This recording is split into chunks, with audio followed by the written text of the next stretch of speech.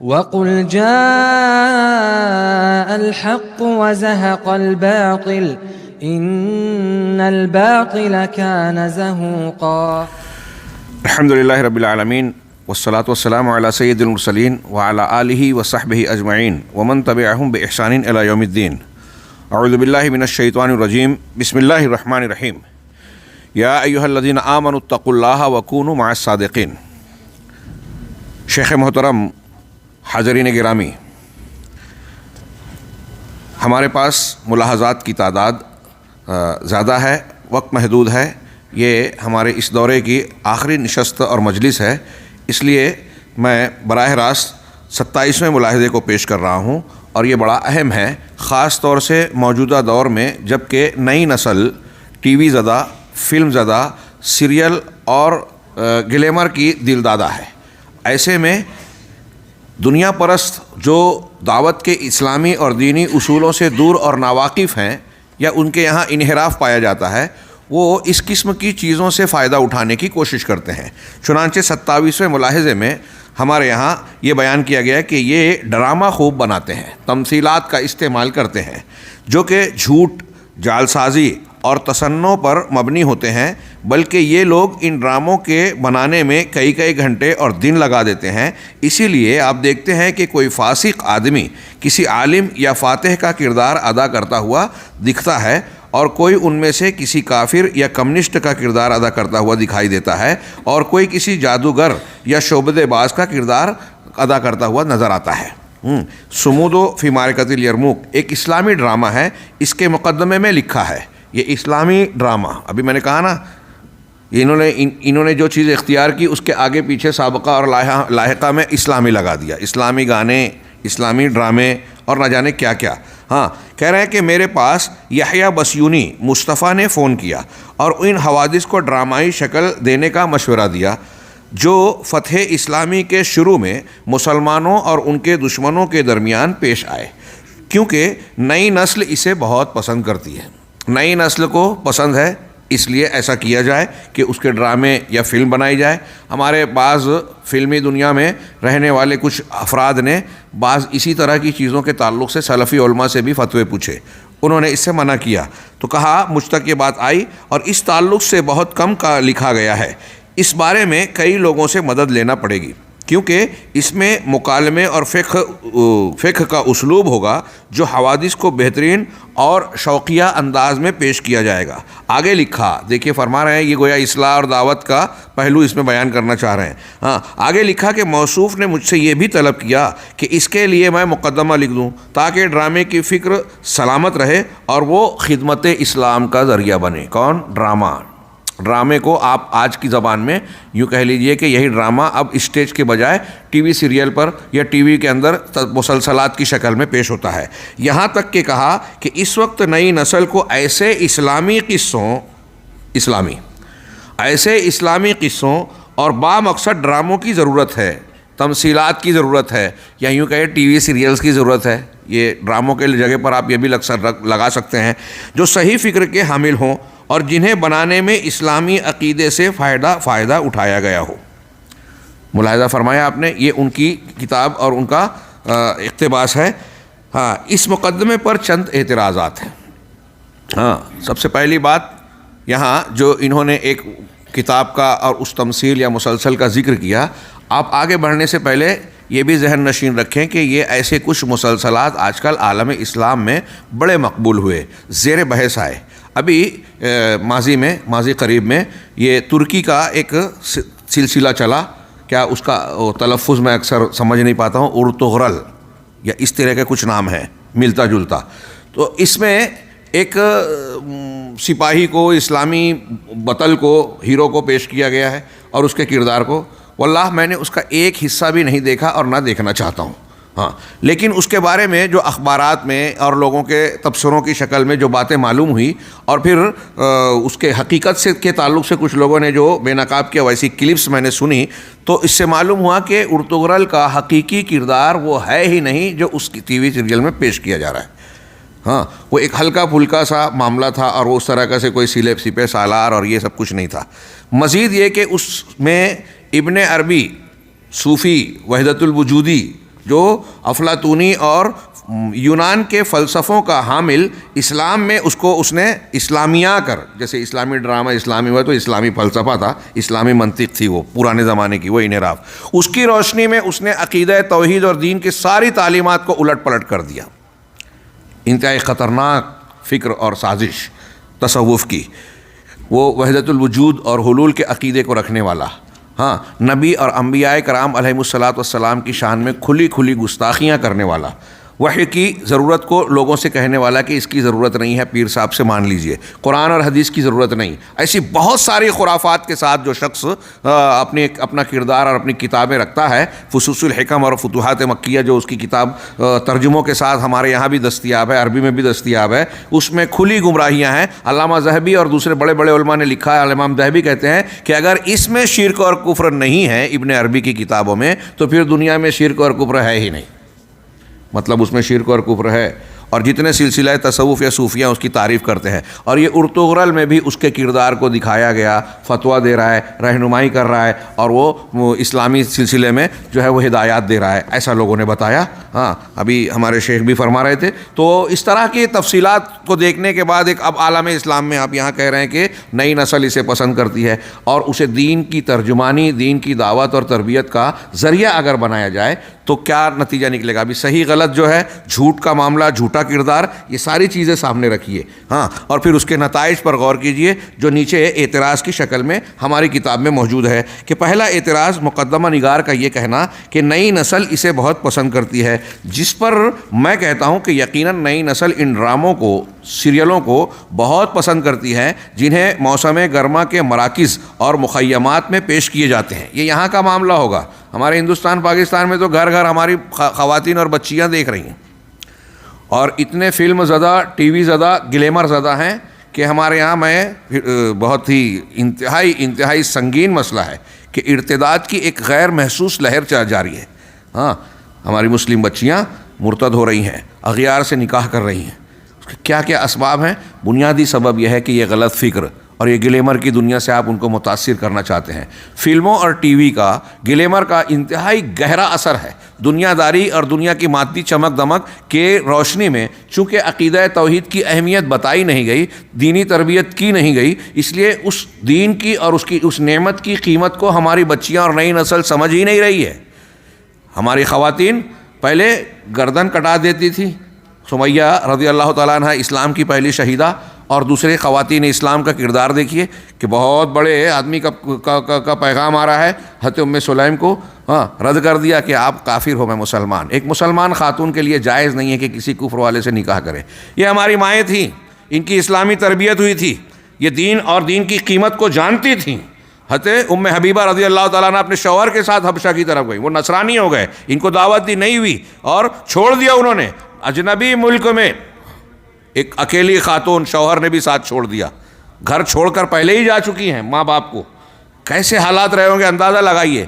ایسی قربانیاں انہوں نے برداشت کی، لیکن اپنے دین کی کو کسی قیمت پہ جو ہے انہوں نے نہیں چھوڑا، اس سے دست بردار ہونا پسند نہیں کیا۔ آج ہم یہ اس دور میں جینے لگے کہ اس چیز کو بھی دیکھ رہے ہیں کہ مسلمان معاشرے میں اس طرح کی خبریں اکا دکا کوئی شاذ ہو جائے تو کہہ سکتے ہیں کہ وہ شیطان کے فندے میں آ گئے۔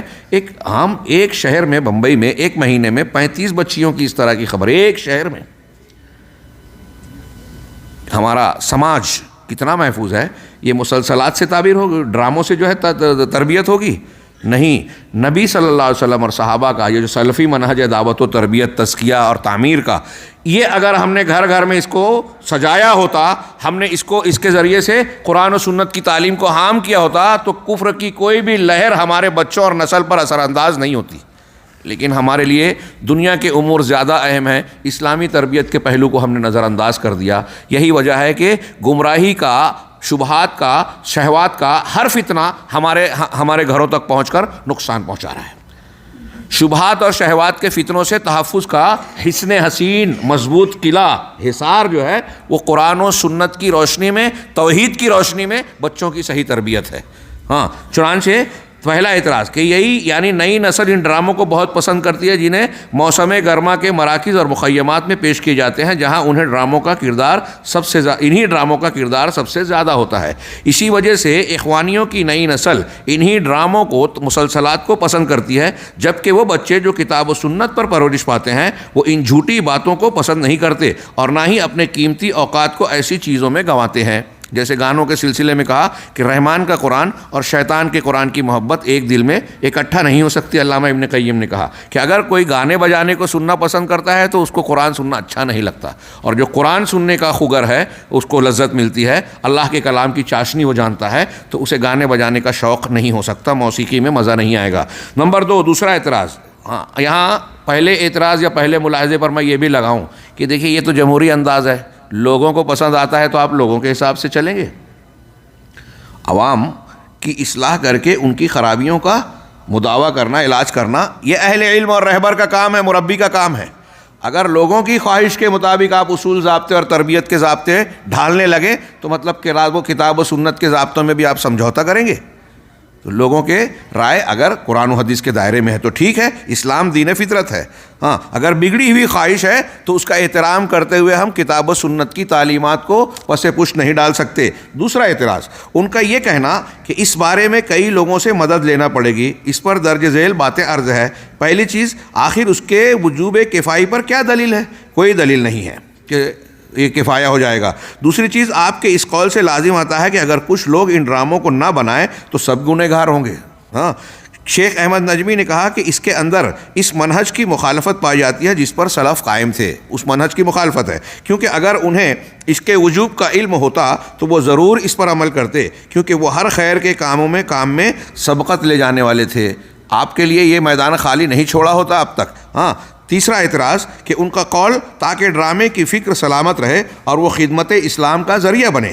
میں کہتا ہوں کہ ان ڈراموں اور سیریلوں کا دعوت کے میدان میں اس کی کیا خدمات ہیں، اور اس کے سوا کہ نوجوانوں کو جھوٹ پر تربیت دی گئی، ان کے قیمتی اوقات کو لہو و لعب میں برباد کیا جاتا ہے۔ چنانچہ انہی ڈراموں کی وجہ سے ان کے اندر کوئی علمی بنیاد نہیں رہ گئی اور نہ ہی ان کے پاس دعوت کے لیے کوئی صحیح منہج رہا۔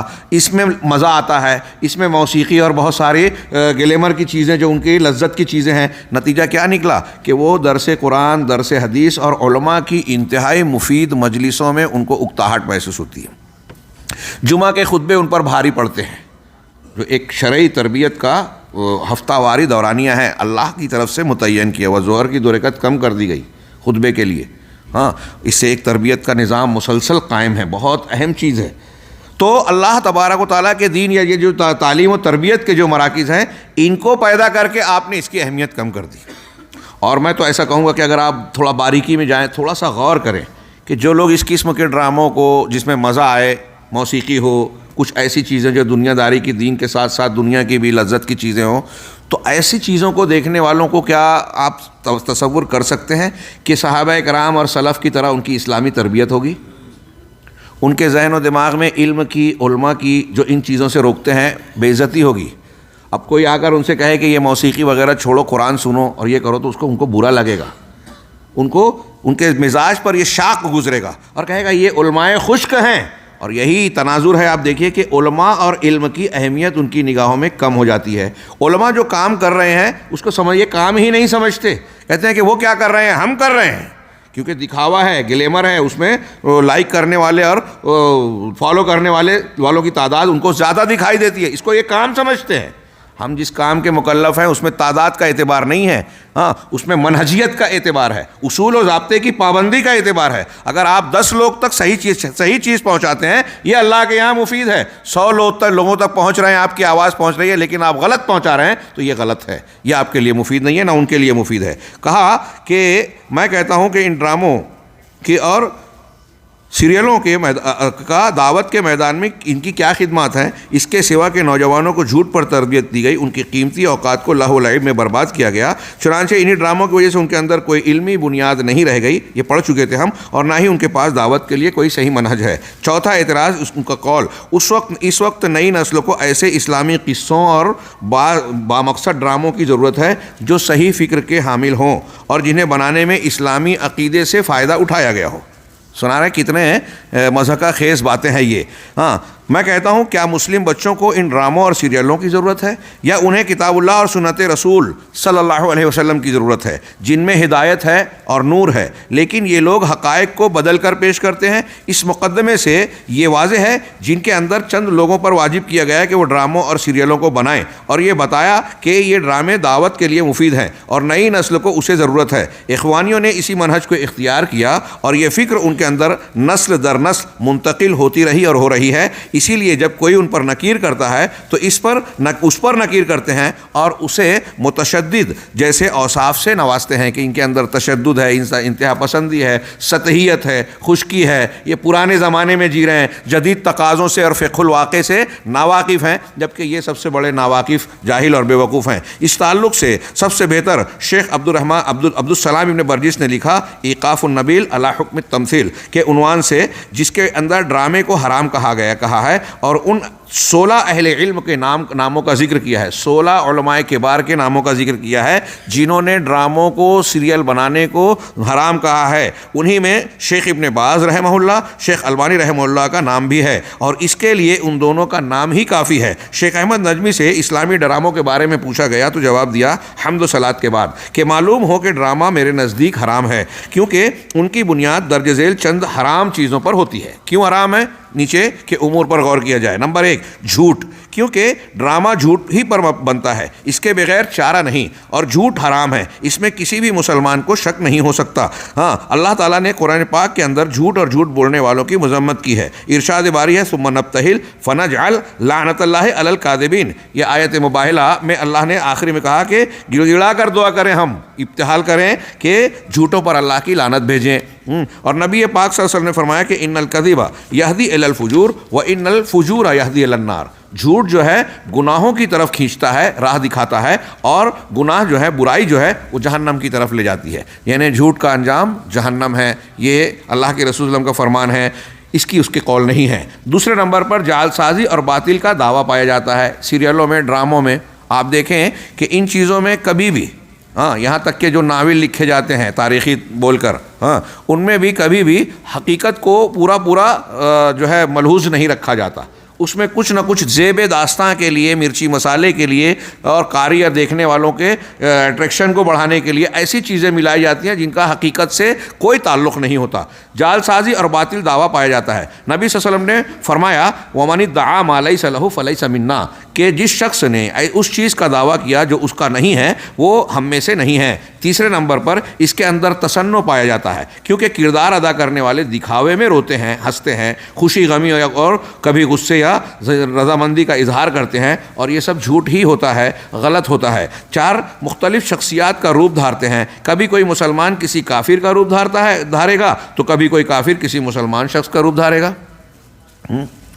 وہ دی میسج بنا تو میں نے سنا کہ وہ جو اس میں بعض صحابہ کا کردار جو بنایا گیا وہ کسی عیسائی نے ادا کیا تھا، امیر حمزہ رضی اللہ تعالیٰ عنہ کا.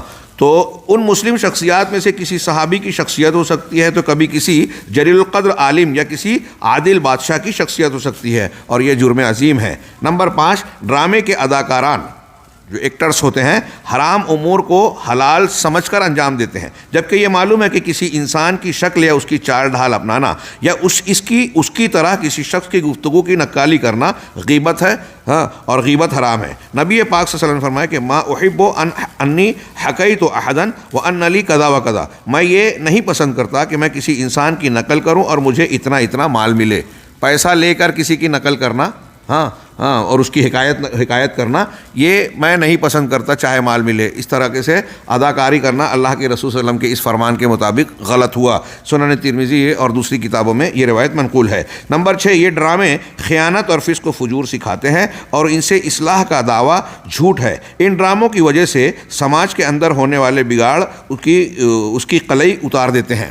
نمبر 7، اسلام کے نام پر بننے والے یہ ڈرامے دشمنان اسلام مستشرقین کی اچھی خدمت کرتے ہیں کہ وہ اسلامی شخصیات کو انہی ڈراموں کی روشنی میں پڑھتے ہیں، پھر ان کے مقام و مرتبے کو بگاڑ کر پیش کرتے ہیں اور پھر انہیں دوبارہ بگاڑ کر شائع کرتے ہیں۔ اس طرح یہ ڈرامے بعض خود اپنے ہاتھوں اسلام اور مسلمانوں کی بدنامی کا سبب بنتے ہیں۔ بہت غور سے اس پر غور کیجئے کہ اس کو دیکھیے، اس ملاحظے کو، اعتراض کو، کہ جس کو یہ اسلام کی خدمت کہتے ہیں یہی اسلام کو نقصان پہنچانے کا، اسلامی کاز کو نقصان پہنچانے کا ذریعہ بن جاتا ہے۔ نمبر 8، صحابہ کرام اور سلف صالحین قرآن و سنت اور واعظ و نصیحت کے سننے کے عادی تھے، انہیں ان ڈراموں کی ضرورت نہیں پڑی، اسی لیے ہم تاریخ اسلام میں ادب اسلامی کے اندر ان ڈراموں کا وجود نہیں پاتے، بلکہ یہ ڈرامے دور حاضر میں یورپین ادب سے لیے گئے ہیں۔ چنانچہ اہل علم کے اقوال پر عمل کرو، جو حق ہو خواہ وہ کہیں بھی ملے، خواہشات نفس کی پیروی نہ کرو کہ رائے حق سے بھٹک جاؤ گے۔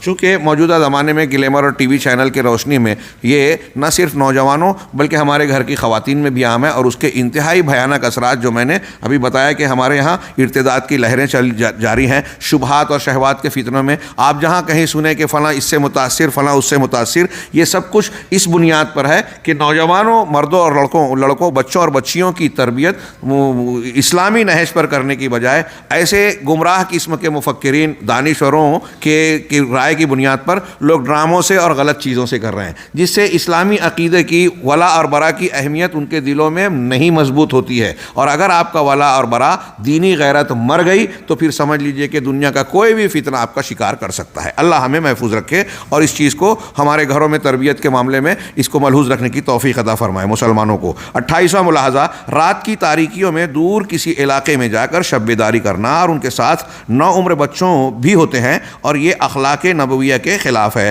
شیخ احمد نجمی سے سوال کیا گیا، کیا دور سنسان علاقوں میں نوجوانوں کو لے جانا اخوانی منہج ہے یا معاملہ اس کے برعکس ہے؟ آپ نے جواب دیا کہ ہاں یہ انہی کا طریقہ ہے، وہ کہتے ہیں کہ ہم وہاں جا کر قرآن وغیرہ پڑھتے ہیں، وہ اخوانی۔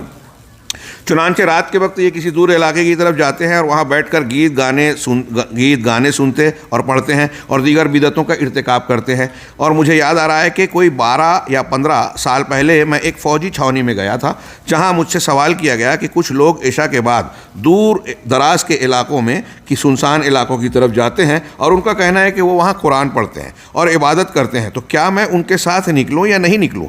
میں نے کہا مت نکلو۔ پہلی چیز، کیوں؟ اس لیے کہ یہ لوگ اپنے دعوے میں اگر سچے ہیں کہ وہ عبادت کرتے ہیں تو ان کے لیے مسجد بہتر جگہ ہے۔ سلف عبادتیں اس طرح جنگلوں میں جا کے نہیں کرتے تھے۔ یہ اہل تصوف اور غیر اسلامی جو جوگ اور سنیاس والے مذاہب ہیں ان کا طریقہ ہے۔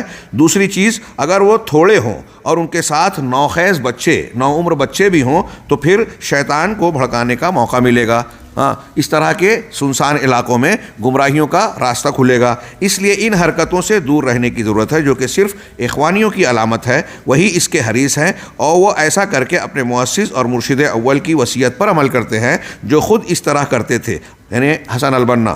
وہ البتہ وہ کسی خانقاہ پر جاتے تھے، ابھی آپ نے شروع میں پڑھا کہ وہ صافیہ کے خانقاہ میں، مسجد توبہ میں جاتے، اجتماعی ذکر میں شریک ہوتے اور وغیرہ وغیرہ جو انہوں نے بیان کیا، تو یہ ان کے یہاں ہے۔ گویا یہ تصوف کی ہی بیماری ہے جو دور دراز لے جاتی ہے ان کو، اور تصوف کی یہ طریقہ غیر اسلامی ہے۔ اور وصیت کرتے تھے کہ ہفتے میں دو ہفتے میں ایک بار اخوان اس طرح اکٹھا ہوا کریں جیسا کہ رسائل البنا صفحہ 375 کے اندر آیا ہے۔ اس لیے ان دھوکوں میں مت پڑنا، صرف اپنے نبی صلی اللہ علیہ وسلم کے منہج اور طریقے پر عمل کرنا، اسی میں نجات ہے، اسی میں اللہ کی رضا جوئی ہے۔ یہ بھی بالکل صاف ملاحظہ ہے۔ ہمارے اخوانیت سے متاثر اس منہج کے خوگر لوگ اس پر غور کریں۔ 29واں ملاحظہ، اخوانی زکوٰۃ کی طرح اپنے مال کی ایک متعینہ مقدار اپنے اوپر فرض کر لیتے ہیں۔ شریعت نے جو فرض نہیں کیا یہ فرض کر رہے ہیں، جو جماعت کو ادا کرتے ہیں اس کی مختلف سرگرمیوں میں خرچ کرنے کے نام پر۔ اس لیے ان کا ایک گودام ہوتا ہے جہاں مال اور سامان جمع کرتے ہیں، اور سب کام یہ لوگ بہت ہی رازدارانہ طریقے سے انجام دیتے ہیں۔ اس سلسلے میں یہ بھی شاید ملاحظات میں ہے یا نہیں ہے، میں تذکرہ کر دوں کہ ان کے یہاں بعض لوگوں کو متاثر کرنے کے لیے یہ بھی طریقہ اختیار کیا جاتا ہے کہ ان کی مدد کی جاتی ہے۔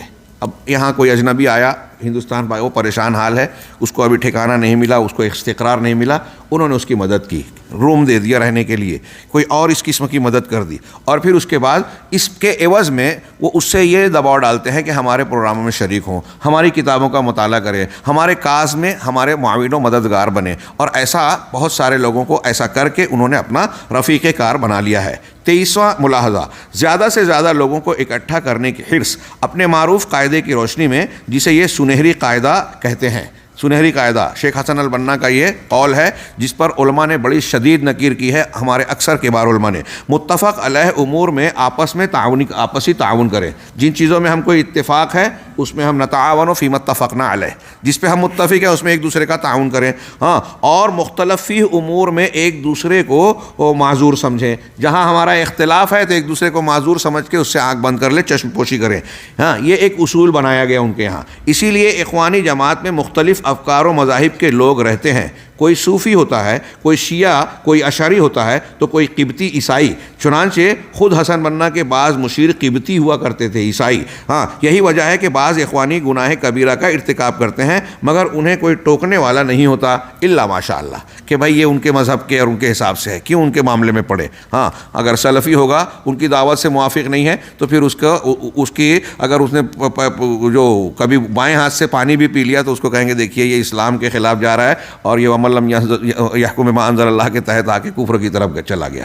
ان کا آدمی شرک بھی کر لے، قبر پرستی کر لے تو خاموش۔ میں کہتا ہوں یقیناً اخوانی اسی بھیڑ جمع کرنے کی سیاست پر چلتے آئے ہیں، اسی لیے جو انہوں نے اصول بیان کیا ہے، میں رک کے بتا دوں، یہاں آگے اس پر بحث ہے کہ نہیں، میں نے دھیان نہیں دیا، لیکن ہاں، علماء کبار نے اس پر بڑی لمبی چوڑی بحث کی ہے کہ حسن البنا کا یہ پیش کیا وہ اصول اسلامی تعلیمات کے سراسر خلاف ہے۔ اس کا مطلب تو یہ ہوا اگر اس اصول کو ہم مان لیں تو کوئی بدعت کر رہا ہے، کوئی شرک کر رہا ہے، یہ جیسے اشعری ہے، صوفی ہے یا قبر پرست ہے، وہ آپ کی جماعت میں آ گیا، آپ کا ہم ممبر بن گیا آپ کی جماعت کا، تو اب وہ شرک کر رہا ہے، کفر کر رہا ہے، بدعت کر رہا ہے، اس میں ہم اس کو معذور سمجھیں، اس کی اصلاح۔ پھر آپ کون سا دین پھیلا رہے ہیں، کس دین کی دعوت دے رہے ہیں، کس دین کو آپ قائم کرنے کی بات کرتے ہیں جہاں شرک ہو، بدعت ہو؟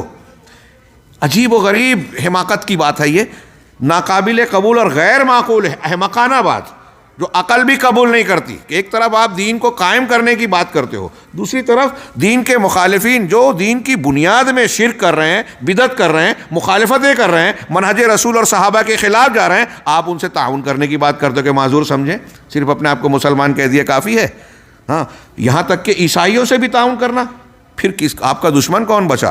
ہاں، میں کہتا ہوں، کہہ رہے ہیں کہ یہ بھیڑ جمع کرنے کی سیاست پر عمل کرتے تھے، اسی لیے اگر کوئی انہیں میں سے کوئی کسی پر کوئی نکیر کرنا چاہے تو اسی پر نکیر کی جاتی ہے، اور اس سے کہا جاتا ہے کہ ہم نوجوانوں کو بانٹنا نہیں چاہتے، ہم انہیں اکٹھا کرنا چاہتے ہیں۔ اللہ کی پناہ ایسی جہالت ہے۔ شیخ عبد المحسن العباد نے اخوانی منہج پر نقد کرتے ہوئے کہا کہ یہ کسی بھی ایرے غیرے کو اکٹھا کر لیتے ہیں، یہاں تک کہ اس رافضی کو بھی ساتھ لے لیتے ہیں جو صحابہ کرام سے دشمنی اور نفرت کرتا ہے۔ اگر آپ اس طرح کے قصے ان کے سنیں کہ کس طریقے سے انہوں نے صحابہ کرام کے تعلق سے ان سے کہا کہ آپ کہو تو اکیلے میں برا کہو، ہمارے سامنے نہیں، اور دوسرے چیزیں، تو آپ کو حیرت ہوگی۔ سوال شیخ احمد ابن نجمی سے سوال کیا گیا، کیا اخوان المسلمین کے اندر مختلف فرقے پائے جاتے ہیں جیسے رافضی، صوفی اور معتزلہ وغیرہ، یا یہ صرف سنی جماعت ہے؟ تو شیخ نے جواب دیتے ہوئے کہا کہ وہ تو خود اس کا اعتراف کرتے ہیں، خود مانتے ہیں کہ ہمارے ہاں سب ہیں، اور جو اس جماعت کو چھوڑ کر آئے ہیں وہ بھی اس کا اعتراف کرتے ہیں، یہاں تک کہ محمد سرور جو ان کے ساتھ 10 سال رہے، ان پر نقد کرتے ہوئے کہتے ہیں کہ یہ ایسی جماعت ہے جس کے اندر صوفی بھی ہیں، معتزلی بھی، اور مختلف فکر کے لوگ پائے جاتے ہیں، اور جو جماعت ایسی ہو اس سے کامیابی یا خیر کی امید نہیں کی جا سکتی۔ بہت واضح بات ہے، مطلب یہ کہ آپ کا عقیدے منہج کے تعلق سے کوئی اصول ضابطہ ہے ہی نہیں۔ ہاں، یہی ولا اور برا سے بھی یہ مسئلہ جڑتا ہے۔ بلا شبہ اس حقیقت کے اعتراف ان کے سربراہوں نے خود کیا ہے، بائیں طور پر کہ وہ کہتے ہیں کہ ہماری جماعت میں شامل ہونے والے سب مسلمان ہیں، اور مسلمان کہہ کر یہ لوگ اپنی جماعت کے اندر ہر طرح کے لوگوں کو شامل کرتے ہیں تاکہ ان کی تعداد بڑھ جائے اور پارلیمانی انتخاب میں انہیں ووٹ زیادہ سے زیادہ ملے۔ ہاں سیاسی اسلام، اسلامی سیاست نہیں، سیاسی اسلام، ہاں ان کا یہی آخری مقصد ہوتا ہے۔ انا للہ و انا الیہ راجعون۔ 31واں ملاحظہ، ان کے سربراہوں کا اپنے پیروکاروں کے دلوں میں یہ بات بٹھا دینا کہ یہی جماعت سب سے افضل ہے کیونکہ اس کے اندر ہر چیز شامل ہے۔ اس طرح یہ کمزور عقل والوں کو بیوقوف بناتے ہیں اور دیگر جماعتوں کا ذکر آتا ہے تو یہ اس وقت اپنے پیروکاروں کے سامنے سلفیت اور اہل سنت والجماعت کا ذکر نہیں کرتے، ان کو بیوقوف کہتے ہیں جو ان کے خلاف جاتے ہیں۔ اس طریقے سے ان کا ایک اسلوب ہے۔ نیچے آخری پیراگراف میں پڑھ رہا ہوں، ان کے مفکر کا قول آپ دیکھ سکتے ہیں، چلیے اسے دہرا دیتے ہیں کہ معتبر فقہا دعویٰ اخوان المسلمین کو مسلمانوں کی جماعت مانتے ہیں، لیکن اگر ہم اس جماعت کے اندر مزید ترقی کر لیں تو ایک دن ضرور مسلمانوں کی نمائندہ جماعت ہو جائے گی۔ ہم عصمت کا دعویٰ تو نہیں کرتے لیکن دوسری جماعتیں بھی تو غیر معصوم ہیں، ہم کمال کا بھی دعویٰ نہیں کرتے لیکن دوسرے بھی تو ایسے نہیں ہیں، سب کے اندر خامیاں ہیں۔ ہاں میں کہتا ہوں اسی طرح کی تلبیسات اور مغالطوں کے ذریعے ان مفکرین نے اپنے پیروکاروں کو بیوقوف بنایا ہے، بیوقوف بناتے ہیں اور ان کی برین واشنگ کرتے ہیں تاکہ اس فاسد منہج کو ان کے دلوں میں محبوب بنا کر پیش کریں۔ اس لیے نوجوانوں ان کے دھوکوں اور مغالطوں سے بچتے رہو، ہوشیار رہو، معلومات حاصل کرو۔ ان نوجوانوں کی ایک بہت بڑی خامی یہ ہے کہ کچھ چیزوں سے چمک دمک کے نعروں سے متاثر ہو گئے اور حقائق کی تحقیق نہیں کی، منہج سلف کا مطالعہ نہیں کیا۔ میں ایسا مانتا ہوں، ابھی ہمارے نماز سے پہلے ایک صاحب کہہ رہے تھے کہ ہمارے علاقے میں ایسا معاملہ چل رہا ہے، فتنے ہیں، انکار حدیث، پی ایف آئی اور یہ کچھ چیزیں بتائی انہوں نے۔ ان کے یہاں جو جیسے بدعتی بیعت لی جاتی ہے، ان کے یہاں بھی پی ایف آئی کے یہاں بھی بیعت لی جاتی تھی، تو کہا کہ یہ سب کس وجہ سے ہوتا ہے۔ میں بار بار یہ کہتا ہوں کہ اسلامی تربیت کے نہ ہونے کی وجہ سے، یہ جذباتی نعروں میں آ جانے کی وجہ سے، چمک دمک دکھا کر، اور ان جو اہل حدیث نوجوان اس قسم کی گمراہ فکروں سے متاثر ہو کے منحرف ہو رہے ہیں، ان کے بارے میں یہ کہتا ہوں کہ وہ نئے ہیں، ان کو تربیت ملی ہی نہیں ہے۔ قرآن و سنت اور توحید کی معقول تربیت کے بغیر وہ ناپختہ رہے۔ اگر ان کی پختہ تربیت ہو جائے تو یہ ممکن ہی نہیں ہے کہ ایسے جھاڑ جھنکاڑ میں وہ پھنس جائیں، ایسے فتنوں سے وہ متاثر ہو جائیں۔ ہاں 32واں ملاحظہ، ان کے سربراہوں کا اپنے پیروکاروں کے دلوں میں یہ بات بٹھا دینا کہ اخوانی، تبلیغی اور حزب التحریر جیسی جماعتوں میں جو بھی اختلاف ہے وہ اختلاف تنوع ہے، نہ کہ اختلاف تضاد۔ مطلب ان کے یہاں جو اختلاف ہے تو بس ایسا جو جیسے صحابہ کرام میں تھا، نوعیت کا، ایک مسئلے کی بنیاد میں ہوتے ہوئے اس کو نوعیت کا اختلاف، یا من وجہ افضل مفضول راجع مرجو یا تنوع کا اختلاف، جو بنیادی اور تضاد والا ہے، ایک دوسرے کی ضد والا اختلاف، ویسا اختلاف ہے ہی نہیں۔ اختلاف تنوع کی گنجائش ہے، اختلاف ضد ٹھیک نہیں ہوتا، اور کوئی دو ضد جو ہے ایک ساتھ صحیح اور درست نہیں ہوتی۔ چنانچہ یہ جھوٹ اور حقائق کا انکار ہے، زمینی حقیقت اس کے برعکس ہے۔ دراصل یہ ایسا کہہ کر اپنے پیروکاروں کو اپنے فاسد منہج پر قانع کرنے کی کوشش کرتے ہیں، اور یہ کہ اس طرح کی جماعتوں کا اس جماعت کے اندر سے آنے سے کوئی فرق نہیں پڑے گا، یعنی ہمارا اور ان کا یا ان کے درمیان کا اختلاف تنوع ہے تو کوئی مذائقہ نہیں، ایسے اختلاف تو صحابہ میں بھی تھے۔ اخوانی نادر النوری اپنی کتاب رسائل الاخوہ کے اندر تعاون اور اختلاف تنوع ہی کو ثابت کرتے ہوئے لکھتا ہے کہ امت کی مصلحتیں متعدد ہیں، کتنی بھی کوشش کر لیں امت کی ضرورتیں پوری نہیں ہو سکتی۔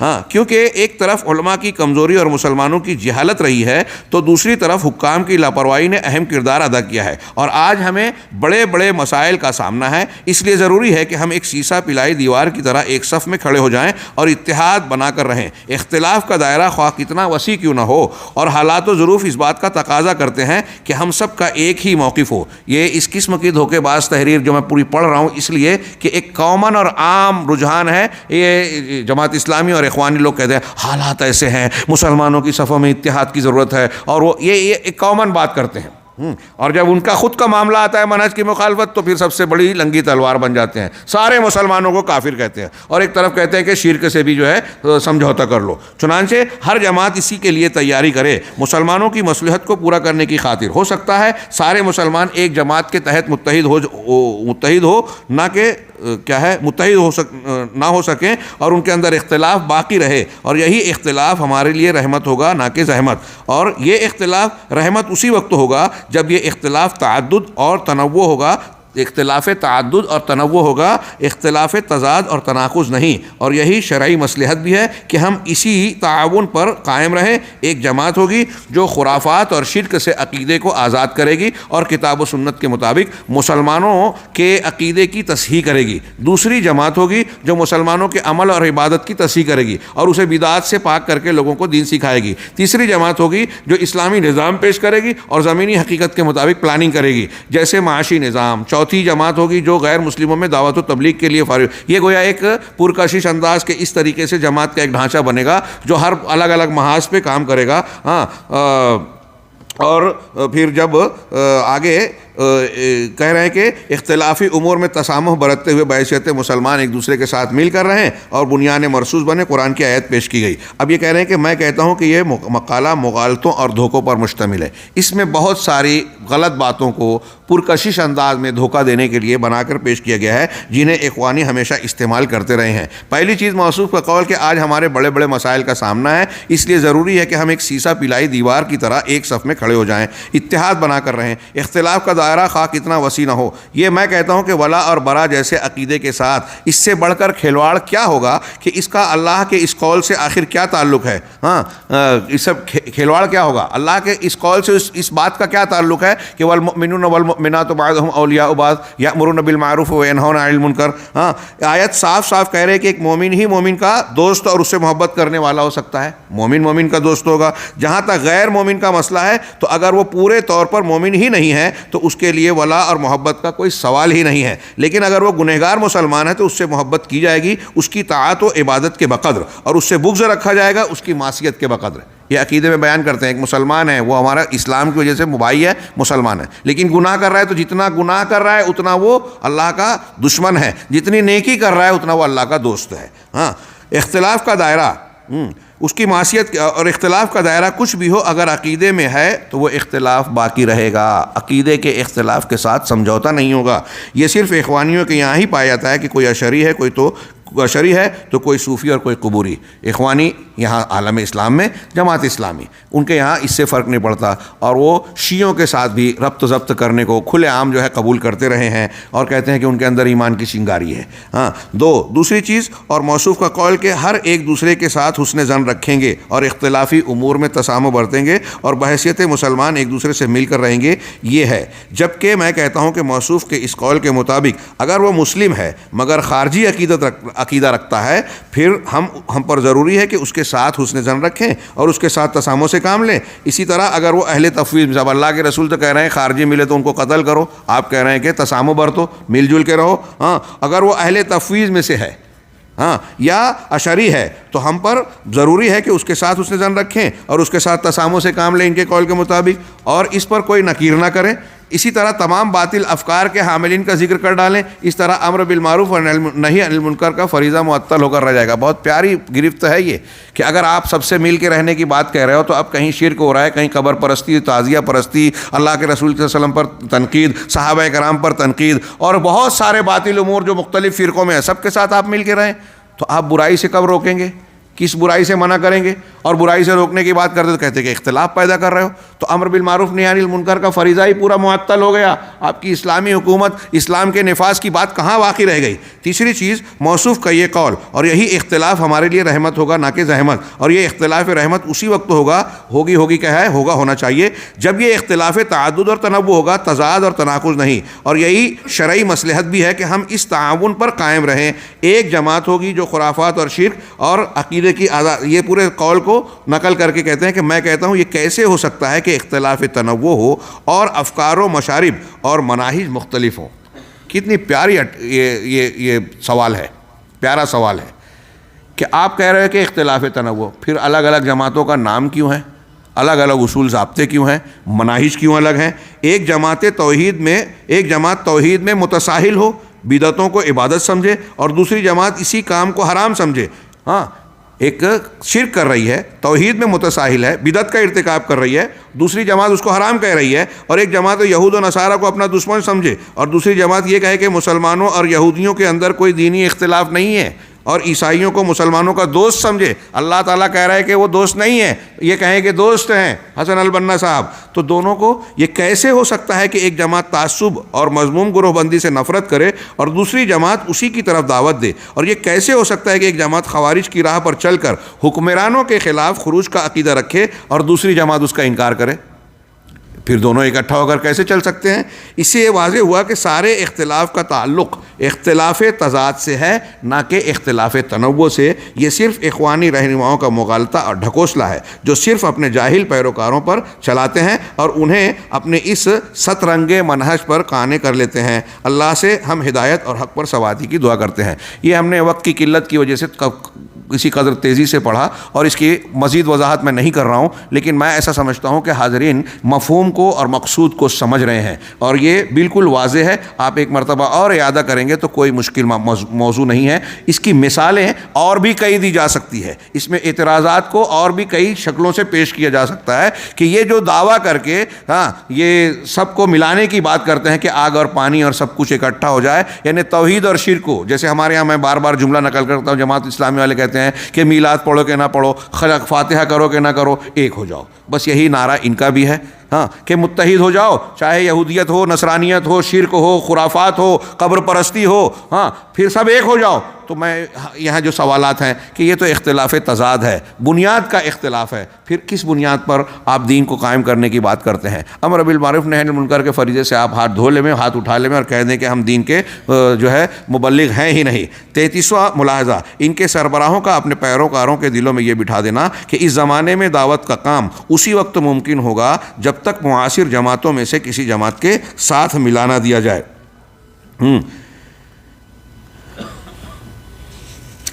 یہ جو بات ہے اور ملاحظہ ہے, آپ میں چاہوں گا کہ اس کا مطالعہ کر لیں.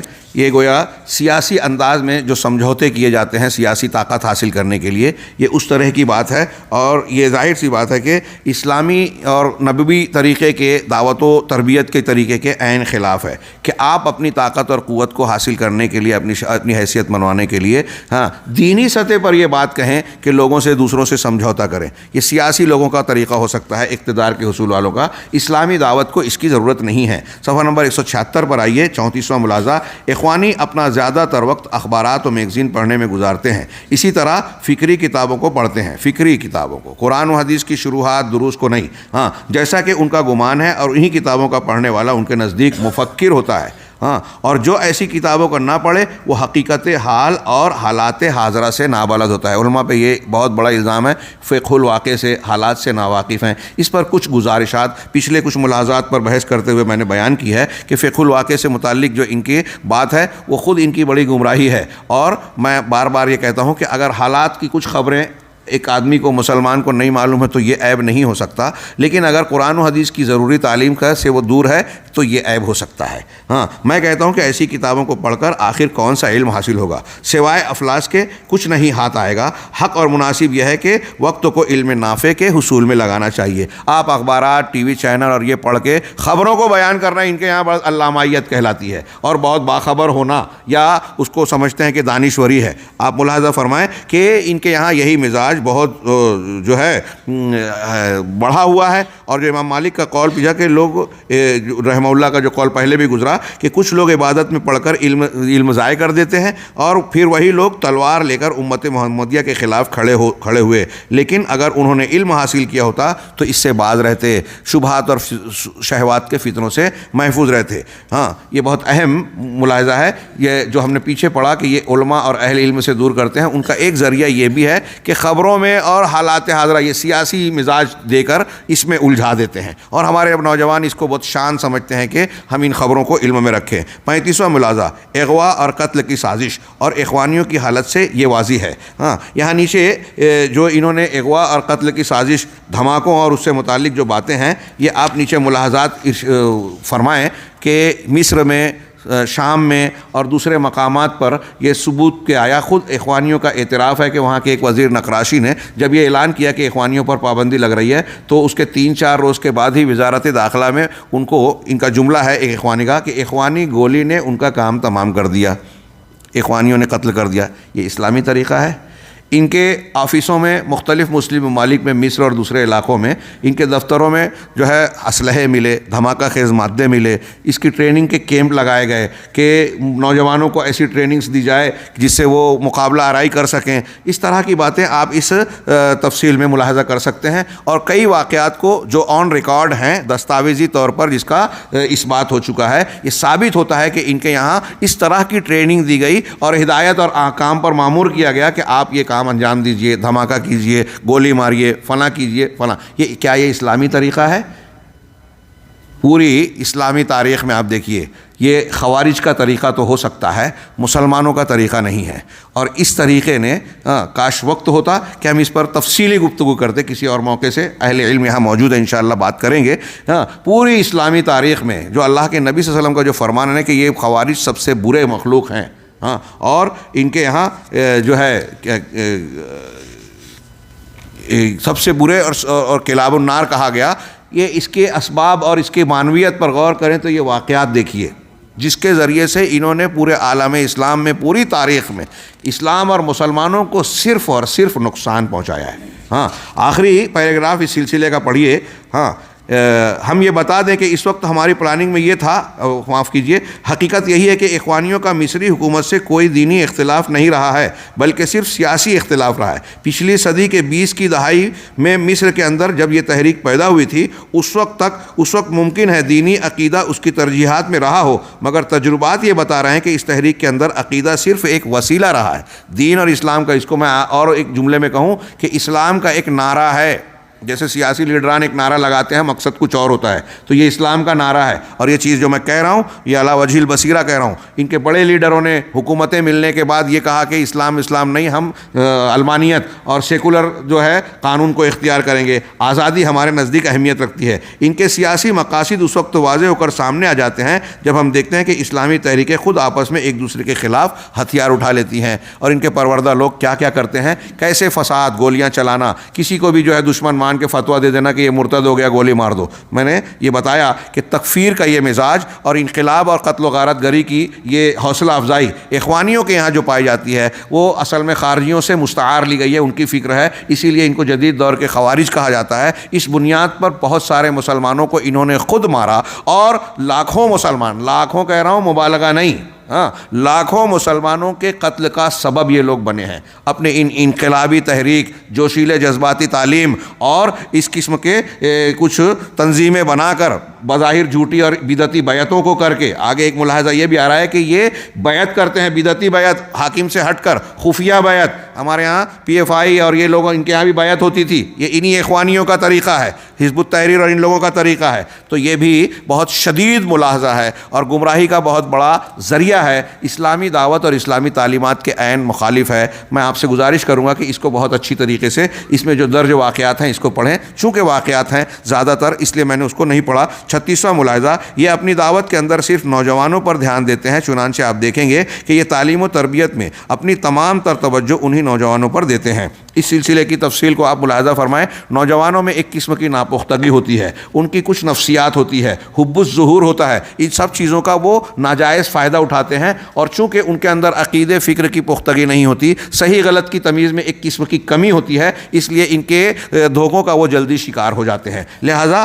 ان پر توجہ دیتے ہیں، اور ان میں بھی جو ذہین ہیں ان کو اہمیت دیتے ہیں، جو کم علم والے ہیں ان کو کم وہ توجہ دیتے ہیں. اس سلسلے میں نیچے کی جو آپ تفصیلہ ملاحظہ فرمائیں. ہم 37ویں ملاحظے پر آتے ہیں کہ بعض حکومتی کاز کو اپنی سرگرمیوں کو وسعت دینے کے لیے استعمال کرنا، اور اس سرکاری کاز کے سائے میں اپنے دائرہ کار کو زیادہ سے زیادہ بڑھانے کی کوشش کرنا، یہ ایک قسم کی خیانت ہی ہے. جیسے حیا، جوالہ، کشافہ کے نشاطات اور تحفیظ القرآن کے ماتحت چلنے والے تمام خیراتی ادارے، اسی طرح تعلیمی اداروں میں چلنے والے طلباء کی سرگرمیوں کے شعبے، اس طرح طلبہ کی سرگرمیوں کے شعبے ہیں، وہاں مخیمات اور اپنے آدمی کو ڈال کے ان کے دماغ میں آہستہ آہستہ زہر ڈالا جاتا ہے کیمپوں میں، ایسا کیجئے ویسا کیجئے. کالجوں میں چلنے والے طلبہ سرگرمیوں کے شعبے، اسی طرح مخیمات، گرمائی مراکز اور شرعی دوروں کا استغلال کرنا. اسی طرح حیات الاغاثہ العالمیہ اور الندوۃ العالمیہ للشباب الاسلامی جیسے عالمی خیراتی اداروں پر قابض ہو کر انہیں استعمال کرنا. اس تعلق سے ان پر نظر رکھنے کے لیے حکومت کو چاہیے کہ ان اہم سرکاری امور کے لیے صرف سلفیوں کو لگائے جائے اور دیکھے کہ منہج عقیدہ اور دعوت دین کے اندر سلفی ہے کہ نہیں، تعصب اور تحزب سے پاک ہے کہ نہیں، اور اس سلسلے میں لائق اعتبار اہل علم سے مشورہ کیا جائے۔ یہ بہت اچھا مشورہ ان لوگوں کے لیے جہاں سلفیوں کا اقتدار ہے مملکہ اور ایسی جگہوں کے لیے، ہاں جہاں نہیں ہے تو یہ ان کو کھل کھیلنے کے اور زیادہ مواقع فراہم ہو جاتے ہیں۔ 38واں ملاحظہ، یہ اپنے رہنماؤں اور اپنی جماعت میں شامل ہونے والوں کی خوب مدح سرائی کرتے ہیں، انہیں بڑے بڑے القاب سے نوازتے ہیں، محض اس لیے تاکہ لوگوں کی نظریں ان کی طرف پھیر سکیں۔ ہاں، دنیا کے جتنے بھی بدعتی اور گمراہ فرقے ہیں ان کا یہ وتیرہ ہے، اپنے چھوٹے عالم کو بھی علامہ کہیں گے اور دوسرے جماعت کے علامہ کو بھی کہیں گے کہ اس کو کچھ نہیں آتا۔ اور یہ جماعت اسلامی اور اخوانیوں کا آپ ایک عام مزاج دیکھیں گے، ان پہ تنقید کرنے والا کوئی کتنا بڑا عالم ہو، فوراً ان کا چلتا پھرتا آدمی ہے بے وقوف ہے، اس کا کیا سمجھتا ہے، رد کر دیں گے تاکہ لوگوں کو یہ تاثر دیں کہ ارے اس کی بات میں نہ ہو، اور اپنے چھوٹے لوگوں کو الٹی سیدھی بات خبروں پہ تبصرے کرنے والا۔ یہ دنیا کے اندر ایسے اسکالر ہیں، دنیا کے 10 چنندہ لوگوں میں ہیں، ان کو فلاں ایوارڈ ملا، ان کی ایسی 7-8 ڈگریاں ہیں، اتنی لینگویج جانتے ہیں، خوب بڑھا چڑھا کے ان کی تعریفیں کریں گے تاکہ لوگوں کو ان کی طرف پھیر سکیں اور علم کے اندر پہاڑ جیسے کبار اہل علم سے لوگوں کو دور کر سکیں۔ مثلا امام شہید کا لقب جبکہ کسی کی بات کا حوالہ دیں گے تو ایسے القاب استعمال کریں گے تاکہ لوگ اس پر توجہ دیں، گویا لوگ کسی امام کی بات سن رہے ہیں، یہ امام شہید ہیں، یہ فلاں ہیں، یہ علامہ ہیں، یہ دانشور ہیں، اور علامہ البانی، شیخ ابن باز اور ایسے کبار علماء وقت کے ائمہ کرام کو، وقت کے بخاری کو تنقید کرتے ہوئے اس طرح دکھاتے ہیں کہ لوگ ان سے دور ہو جائیں۔ اسی طرح یہ اپنے منہج کی خوب تعریف کرتے ہیں۔ شعر کا ترجمہ ہے کہ اخوانیوں کے اس محل کے اندر ساری چیزیں خوبصورت ہیں، یہ نہ پوچھیں اسے کس نے بنایا، اسے حسن بننا نے بنایا ہے۔ اللہ ہمیں صراط مستقیم کی ہدایت دے اور غلط و گمراہی سے بچائے۔ ہم ایک 39واں ملاحظہ، دنیا کے اندر جہاں بھی اخوانی جماعت میں شامل لوگ پائے جاتے ہیں ان سے لگاؤ رکھنا، خواہ وہ شرک کے عظیم اور بھیانک بدعت و خرافات ہی میں کیوں نہ مبتلا ہوں، بلکہ یہ ان کا مرتے دم تک دفاع کرتے ہیں اور ان کے حق میں واہیات قسم کے عذر لنگ بھی پیش کرتے ہیں۔ یہ نیچے کہا گیا پھر آخر ولا برا کا عقیدہ کہاں گیا، یہ چیز جو بیان کی گئی ولا اور برا کے بعد میں آ گئی کہ اپنا ہے تو شرک بھی گوارا اور دوسرا ہے تو چھوٹی غلطی بھی جو ہے وہ شرک سے بڑا گناہ۔ ہاں، 40واں ملاحظہ، اعلیٰ سرکاری عہدوں اور مناصب کو حاصل کرنا تاکہ ان کے واسطے اپنی جماعت کی خدمت اچھی طرح کر سکیں، عنوان سے ہی ظاہر ہے، اسی لیے میں نصیحت کرتا ہوں کہ کسی بھی جگہ اور عہدے پر رکھنے کے لیے آدمی کے بارے میں اچھی طرح جانچ کر لی جائے اور اسی کو لیا جائے جو سلفی العقیدہ ہو۔ یہ مملکہ اور حکومتوں ہی کی بات نہیں ہے، میں کہوں گا کہ ہمارے یہاں ہمارے ملکوں اور جگہوں پر ادارے اگر آپ چلا رہے ہیں، کوئی سنستھا اور ادارہ منہج کا چل رہا ہے، کسی جماعت کے آپ ذمہ دار ہیں، تو ایسے لوگوں کو جہاں منہج جن کے یہاں منہجی انحراف پایا جاتا ہے، گمراہی پائی جاتی ہے، ان پر نظر رکھ کے ان کو صاف کیا جائے۔ یہ آپ کا اپنے کام کے تئیں دیانت داری کا تقاضا ہے۔ ایک اسکول میں اگر ایک غلط منہج والے استاد کو آپ نے رکھ دیا تو آپ اپنے سارے بچوں کو داؤ پر لگا رہے ہیں، ان کے عقیدے اور فکر کو گمراہ کرنے کا انتظام کر رہے ہیں، اس کے جواب دہ آپ بھی ہوں گے۔ لہٰذا اپنی حد تک پوری کوشش کرنا چاہیے کہ ہماری جہاں بھی ذمہ داری ہیں، ہم ایسے لوگوں سے جو فکری اعتبار سے منحرف اور گمراہ ہیں ان سے اپنے اداروں کو پاک صاف رکھیں۔ ہاں، اور اس کے لیے ضروری ہے کہ راسخ العلم سلفی علماء سے اس طرح کے عہدہ دیتے وقت مشورہ لیا جائے۔ ہاں، 41واں ملاحظہ، اخوانی تنظیم کا یہ سب سے بڑا مقصد ہے کہ جب کوئی نوجوان ان کے یہاں کسی علمی حلقے یا کسی مرکز کے واسطے آتا ہے تو سب سے پہلے یہ اسے اخوانی منہج کا تعارف کراتے ہیں اور خوبصورت اور محبوب بنا کر پیش کرتے ہیں، یہاں تک کہ وہ آخری مرحلے تک پہنچتے پہنچتے دل سے ان کے منہج سے، ان کی جماعت سے محبت کرنے لگتا ہے۔ پھر اس وقت اسے تنظیم میں داخل کیا جاتا ہے، اس وقت یہ بیچارہ سمجھتا ہے کہ اس نے کوئی بڑا شرف حاصل کر لیا۔ شیخ اشماوی کا جملہ ملاحظہ فرمائے کہ عالم عربی کے اندر یہ تمام اسلامی تنظیموں کی ماں ہے۔ کون؟ اخوان المسلمین، ام التنظیمات ہے، کیونکہ یہ سب سے قدیم ہے، باقی تنظیمیں اسی سے نکلی ہے اور سارے انحرافات اسی اخوانی جماعت سے شروع ہوتے ہیں۔ عبداللہ بن ناصح علوان کہتے ہیں کہ جہاں تک تنظیمی مسئلہ ہے تو یہ بہت بڑا مسئلہ ہے، تمام اسلامی تحریکوں اور جماعتوں کو چاہیے کہ وہ ان کا دھیان دیں، وہ اس کے لیے پوری کوشش صرف کریں، کیونکہ تنظیم کے اندر کوئی بھی غلطی یا خلل جماعت کی بنیاد کو ہلا سکتی ہے۔ اس لیے ایسی قاتل جماعتوں اور ان کی سازشی اور مکار چالوں سے بچ کر رہنا چاہیے جو اس مبارک ملک کے نوجوانوں کو شکار کر کے انہیں گمراہ کر رہے ہیں۔ یہ کچھ ملاحظات کو جیسے جو آپ نے سرسری طور سے پڑھا، ان کے طریقہ شکار کی طرف ایک گویا اشارہ ہے. اگر ہم دیکھیں تو یہ بھی دراصل نوجوانوں کو پھانسنے اور دھوکہ دینے کا ایک طریقے کی طرف اشارہ ہے. یہ ایک اہمیت کا حامل آگے ایک دو ملاحظہ ہے، میں اس کو سرسری طور سے پیش کر رہا ہوں. اخوانی منہج میں بیعت اور اس کے 10 ارکان جو کہ ایک بدعتی امر ہے. حسن البنا نے کہا کہ بیعت کی جائے اور ان 10 نکات پر بیعت کی جائے. علامہ احمد نجمی نے اس پر بڑی مفصل بحث کی اور کہا کہ یہ اسلامی بیعت کے بعد اس قسم کی بیعت بدعتی ہے، اہل تصوف کے یہاں ہو یا شیخ حسن البنا نے پیش کی ہے، کیونکہ بیعت حاکم اعلیٰ سے ہوتی ہے. چنانچہ جس نے بھی حاکم اعلیٰ کو چھوڑ کر کسی دوسرے فرد سے بیعت لی اس نے بدعت کا ارتکاب کیا. پھر سلف میں سے کسی سے یہ منقول نہیں کہ وہ کسی سے بیعت لیتے تھے، اور کہا گیا کہ سلف کی اتباع ہی میں خیر ہے اور خلف کی بدعت میں ہر برائی ہے. ہاں، سب سے بہتر امور وہی ہے، سب سے بہتر امور میں وہی ہے جو ہدایت پر ہے، اور بدعتی نئی ایجاد کردہ امور سب سے برے ہیں. یہ حدیث کے الفاظ ہیں جو شعر میں بھی کسی نے بیان کیے. حسن بنا نے مجموعۃ الرسائل کے اندر کہا ہے کہ اے میرے سچے بھائیوں، ہماری بیعت کے 10 ارکان ہیں، انہیں یاد کر لو. اور ان 10 ارکان کو جو ذکر کیا ہے ان میں وہ 10 ارکان شرعی تعلیمات اور بنیادوں سے کچھ الگ اور کچھ موافقت رکھنے والے ہیں. ظاہر سی بات ہے کہ اسے بدعت ہی کہا جائے گا. اور نبی صلی اللہ علیہ وسلم نے فرمایا کہ ستکون خلفاء تکثر قالوا فما تأمرنا قال فو ببیعت الاول فالاول. اللہ کے رسول صلی اللہ علیہ وسلم نے فرمایا کہ عنقریب کچھ خلیفہ ہوں گے اور بہت ہوں گے، خلیفہ ہوں گے اور بہت ہوں گے. لوگوں نے عرض کیا پھر آپ ہم کو کیا حکم کرتے ہیں؟ کئی خلیفہ ہو جائیں تب کیا کریں؟ تو آپ نے فرمایا کہ جس سے پہلے بیعت کر لو اسی کی بیعت کو پوری کرو اور ان کا حق ادا کرو، ان سے خیانت نہ کرو. بیعت کرنے کے بعد ان کو دھوکہ دینا، بغاوت کرنا، سم و تعات سے نکل کر ان کے خلاف سازشیں کرنا، خفیہ میٹنگ کرنا، ان کے پر تنقیدیں کرنا، یہ اللہ کے رسول صلی اللہ علیہ وسلم کے اس فرمان اور دیگر فرامین کے نظر میں جرم ہے. شیخ الاسلام علامہ ابن تیمیہ کہتے ہیں کہ کسی بھی معلم کے لیے جائز نہیں ہے کہ وہ کسی سے عہد لے جس میں وہ اس سے ہر اس چیز کی موافقت لے جو وہ چاہے. میں جو چاہتا ہوں اس میں آپ میرے موافق رہو. کوئی معلم اپنے طلبہ سے، اپنے ماتحتوں سے اس طرح کی بیعت اور قسم نہیں لے سکتا. ہر اس سے دوستی طلب کرے جس سے وہ دوستی کرتا ہے. میں جس کو دوستو بناؤں تم دوستو بنانا، میں جس کو دشمن بناؤں اس کو دشمن بنانا. کوئی معلم، علامہ ابن تیمیہ کہہ رہے ہیں کہ کوئی معلم ایسی بیعت نہیں لے سکتا، اور ایسا جو کرے وہ چنگیز خان اور اس جیسے لوگوں میں شمار ہوگا. جو لوگ اپنی موافقت کرنے والوں کو اپنا دوست سمجھتے ہیں اور مخالفت کرنے والوں کو اپنا دشمن، بلکہ سب لوگوں پر ضروری ہے کہ وہ اللہ اور اس کے رسول کی اطاعت کریں اور وہی کام کریں جو اللہ اور اس کے رسول نے حکم دیا ہو. ہر اس چیز کو حرام سمجھیں جسے اللہ اور اس کے رسول نے حرام کیا ہو، اور اللہ اور اس کے رسول کے حقوق کا خیال رکھیں. بطور خاص حسن بنا نے رسالۃ التعالیم کے اندر ذکر کیا ہے کہ ان کی اطاعت اور حکم کی وجہ آوری کا مطلب یہ ہے کہ اسے فوری طور پر پورا کیا جائے، ہر حال میں، یعنی خوشی، غمی اور تکلیف و آسانی ہر حال میں. اخوانی المسلمین کے یہ جو بیعت اور 10 ارکان کا یہ جو سلسلہ ہے، یہ اسلامی تعلیمات جو ہم نے جس کی طرف اشارہ شیخ الاسلام اور دوسری حدیث کی طرف کی روشنی میں جانا، اس کی صریح خلاف ورزی ہے.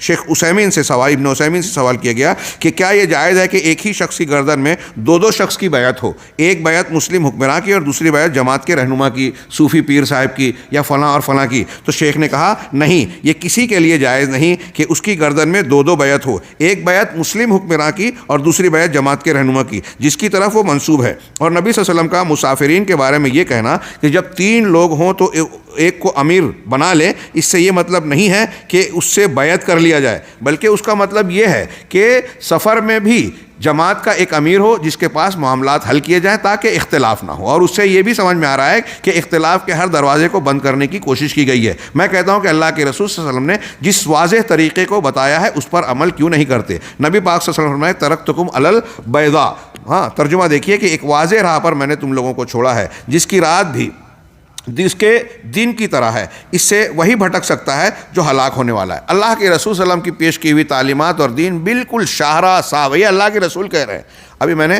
دمام میں اس پر کچھ تھوڑی تفصیلی گفتگو کی کہ صاف ستھرا دین، کوئی اغماس، پوشیدگی، الجھن کی بات نہیں ہے. اس کو چھوڑ کر اس کے پیچھے جانے کی کیا ضرورت، نئے افکار کی کیا ضرورت؟ اگر کوئی نئے فکر کی طرف جا رہا ہے تو اس کا مطلب وہ یہ سمجھ رہا ہے کہ اللہ کے رسول صلی اللہ علیہ وسلم کے دین میں کمی ہے، خامی ہے. نبی کریم صلی اللہ علیہ وسلم نے مزید فرمایا کہ میں تمہارے درمیان جو چیز چھوڑ دی ہے، اگر اسے مضبوطی سے تھامے رہو گے تو میرے بعد کبھی گمراہ نہیں ہو سکتے. اور وہ چیزیں کیا ہے؟ اللہ کی کتاب اور میری سنت. یہ کتنی صاف بات ہے. پھر آپ الجھن کے کیوں شکار بیکار ہیں, ادھر ادھر کیوں دیکھ رہے ہیں؟ اخوانی اور دوسرے منہج کی گمراہی کی اصل بنیاد کتاب اللہ اور سنت رسول صلی اللہ علیہ وسلم اور سلف صالح کے طریقوں سے دوری اور خواہشات نفس کی پیروی ہے. اس لیے موت سے پہلے حق کی اتباع ضروری ہے, ورنہ بروز قیامت شرمندگی کوئی فائدہ نہیں پہنچائے گی. ٹائم زیادہ ہو گیا ہے, 10 منٹ ہو سکتا ہے. ہاں, یہ سرسری طور سے ہی گزار دیں گے. 43واں ملاحظہ, اہل توحید سلفیوں سے ان کی دشمنی اور اخوانی منہج سے یہ کوئی تعجب کی بات نہیں. یہ بار بار ابھی تذکر آ رہا تھا اور ابھی پیچھے آپ نے پڑھا. ہاں, یہاں شیخ نے ذکر کیا حسن البنا کا قول. چلیے انہی کے الفاظ میں دیکھ لیں تاکہ وقت بچے کہ ہمارے اور یہودیوں کے درمیان کوئی دینی اختلاف نہیں ہے, اور ان کے بعض مشیر, یعنی حسن البنا کے مشیر عیسائی قبطی تھے. ان کے بعد ایک بڑے اخوانی نے کہا کہ سارے مسلمان اور عیسائی حقوق و واجبات میں برابر ہیں. اسی طرح اخوانی رہنماؤں نے اہل سنت اور شیعہ کے درمیان تقارب اور اتحاد کی کوشش کی. اس کو ہم ولا اور برا کے اور ابتدائی ملاحظات میں پڑھ چکے ہیں, غزالی, اشماوی اور کئی لوگوں کے قول میں. دیکھیے, شیعوں سے تقارب کی بات کی جا رہی ہے. اس کے لیے باقاعدہ کمیٹی بنائی گئی, پرچہ نکالا گیا, کمیٹی بنا کے کوشش کی گئی, رہنماؤں سے ملاقاتیں کی گئی. شیعوں سے تقارب, ہاں, صوفیوں سے مل جل کر رہنا, پلس یہودیوں سے. حسن البنا کا کہنا ہے کہ ہمارے درمیان دینی مخاصمت اور جھگڑا نہیں ہے. نصرانیوں کو اپنا مشیر رکھا. ان کے سربراہ اعلان کر رہے ہیں کہ اگر ہماری اسلامی حکومت تیار ہوئی تو عیسائی اور مسلمان اور سارے حقوق میں یکساں اور برابر رہیں گے, سب کو آزادی رہے گی, وغیرہ وغیرہ. تو اب ان کا دشمن بچا کون؟ آگے شیخ نے کہا اب اس کے بعد ان کا دشمن کون ہو سکتا ہے سوائے ان سلفیوں کے جو کتاب و سنت اور سلف صالحین کے منہج پر چلتے ہیں, جو گروہ بندی اور مذموم تعصب کو نہیں جانتے. جب ان کی تعلیم عام ہوگی تو ان کے یہ مقاصد کے راستے میں رکاوٹ بنے گی. اور یہ معلوم ہونا چاہیے کہ اخوانیوں سے سب سے زیادہ انہیں سلفیوں کو تکلیف پہنچی ہے. یہ ان سلفیوں سے ہر جگہ دشمنی کرتے ہیں, بلکہ یہ سلفیوں پر طرح طرح کے الزامات لگاتے اور ان کے خلاف پروپیگنڈا کرتے ہیں تاکہ ان لوگوں کو ان سے بدظن اور دور کر سکیں. ان کے جو براہ راست متعلقین روافظ ہیں, اور روافظ جن کے اعلی کار ہیں جہاں سے وہ نکلے ہیں, یہودی مجوسی, یہ سب لوگ دنیا کے میڈیا پر کافی اثر انداز ہوتے ہیں. ہاں, افغانستان کے اندر اخوانی رہنما حکمت یار بہت دن تک شروع میں ہم لوگ ان سے بھی متاثر تھے, خبریں نہیں ملتی تھی. ہاں, یہ شیخ جمیل الرحمان صاحب کا اپنے آپ کو شاگرد بھی کہتا تھا, اور یہ اب بعد میں ثابت ہوا کہ ان کے قتل میں ان کے بھی ہاتھ تھے, واللہ عالم. افغانستان کے اندر اخوانی رہنما حکمت یار کہتا ہے کہ اسلام کے دشمنوں نے قادیانیوں کے بدلے میں ہمارے اندر ایک دوسرا فتنہ پیدا کر دیا ہے, اور وہ وہابیت کا فتنہ ہے. وہابیت اسلام کے اندر ایک باہری مذہب ہے جسے گھسایا گیا ہے, داخل کیا گیا ہے, اور یہ اسلام کے خلاف استعماری اور صہیونی طاقتوں کی طرف سے سب سے بڑا خطرہ ہے, کیونکہ اس وقت اعدائے اسلام چاہتے ہیں کہ اسلام کو نقصان پہنچانے کے لیے اس سے اندر ہی مقابلہ کریں. ہاں, یہ دیکھیے حوالہ موجود ہے. لجنہ دائمہ برائے علمی بحوث و افتاء نے کہا کہ وہابیت کا لفظ شیخ محمد بن عبد الوہاب کے دشمنوں نے آپ کی اس دعوت کے لیے استعمال کیا جو صرف توحید کی دعوت دیتے تھے, شرکیات سے لوگوں کو روکتے تھے. وہ تمام طریقوں کو چھوڑ کر صرف محمد صلی اللہ علیہ وسلم کے طریقے کی طرف بلاتے تھے. ان دشمنوں کا مقصد آپ کی دعوت سے لوگوں کو متنفر کرنا اور انہیں آپ کی دعوت سے روکنا ہے, لیکن ان کے دشمنوں کی تمام کوششوں نے انہیں کوئی نقصان نہیں پہنچایا, بلکہ ان کی دعوت پورے عالم اسلام میں پھیل گئی, کیونکہ آپ کی دعوت کی بنیاد کتاب و سنت پر ہے. اس لیے لوگوں نے اسے مضبوطی سے پکڑ لیا اور اس کی طرف دعوت دینے لگے. اب یہ حکمت یار کے قول میں آپ غور کیجئے کہ یہ بھی وہی زبان بول رہے ہیں جو عام طور سے اہل بدعت کہتے ہیں. ترکیوں نے چلایا,